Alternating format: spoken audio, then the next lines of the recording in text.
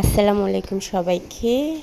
কোরবানির অন্যতম ট্র্যাডিশনাল মাংস রান্না করার জন্য প্রথমে নিয়েছি হলুদ, তারপরে এগুলা ভালো করে মিক্সিং করে নিয়েছি যাতে হলুদের মশলাটা কেন সব কিছু পারফেক্টভাবে হয়। তারপরে হচ্ছে মশলা আপনার ওই আদা রসুন এগুলার মশলা ভালো করে মিক্সিং করে নিচ্ছি।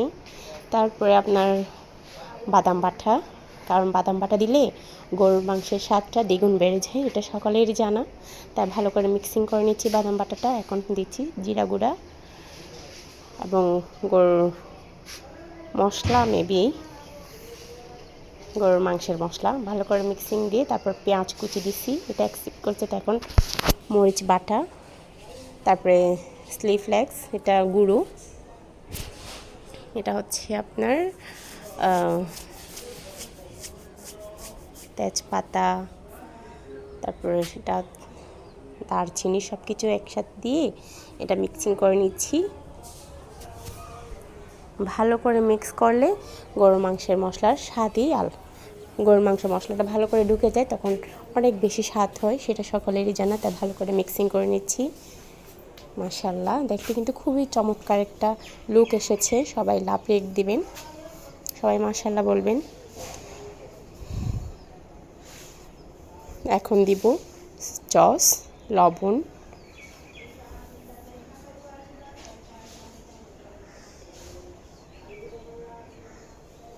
দিচ্ছি যাতে গরুর মাংসের মধ্যে যাতে আর একটু হালকা ফ্লেভার আসে এবং গরুর মাংসটা অনেক বেশি সুস্বাদু হয়। আমি আসলে এটা বিয়েবাড়ির মতো করেই রান্না করছি এবারে। এটা এখন হচ্ছে সয়াবিন তেল দিচ্ছি, যেটা মানে সাদা অয়েল বলে, ওইটাই দিচ্ছি। তত বেশি দিনে এখন কারণটা একটু আবার তেলে দিব। আগে সব কিছু মশলা অ্যাড করে মিক্সিং করে আবার এটা তেলে দিব যাতে এটার স্বাদ দ্বিগুণ হয়। দেখেন মাংসের লুকটা কীরকম আসছে, শুধু ওইটা দেখেন, মাশাআল্লাহ অনেক সুন্দর।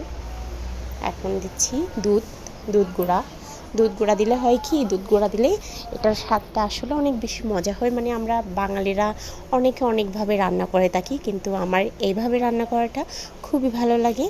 এখন দুধ গুঁড়া দিয়ে আবার ভালো করে মিক্সিং করে নিচ্ছি যাতে খুব সুন্দরভাবে এটা মিক্সিং হয়ে যায়। এটা যত বেশি মিক্সিং হবে তত বেশি খেতে মজা লাগবে। দেখেন গাইস, এটার লুকটা জাস্ট কীরকম এসেছে, মাশাআল্লাহ। সবাই কিন্তু মাশাআল্লাহ বলবেন। এখন ডিরেক্টলি চুলায় তেল দিয়েছি, তেল দিয়ে একটু গরম হওয়ার পর মাংসগুলো ঢেলে দিচ্ছি। দেখেন, এটা কিন্তু আমরা গ্রামের বাড়িতে এসেই কোরবানি ঈদ করেছি, সেহেতু মাটির চুলায় রান্না করতেছি। মাটির চুলায় হয় কি, যখন গরুর মাংস রান্না করি তখন তার স্বাদ গ্যাসের চুলার চেয়ে অনেক বেশি দ্বিগুণ হয়। এটা আমরা মা দাদির থেকে শেখা, যদিও বা আমি শিখি নাই, সবাই বলে থাকে মাটির চুলা থেকে রান্না করলে খুব বেশি মজা হয়। সবাই কিন্তু দেখেন গাইস, গরুর মাংসটা হওয়ার পর লোকটা কীরকম আসতেছে। সবাই কিন্তু মাশাআল্লাহ বলবেন, অ্যান্ড সবাই আমার আইডিতে বেশি করে লাইক, কমেন্ট, শেয়ার দেখবেন। দেখেন গাইস, কত সুন্দর একটা লুক চলে আসছে, মাশাআল্লাহ বলবেন সবাই। এটা আমার বেশি ফেভারিট, সবাই খেয়ে বেশি মজা পেয়েছে।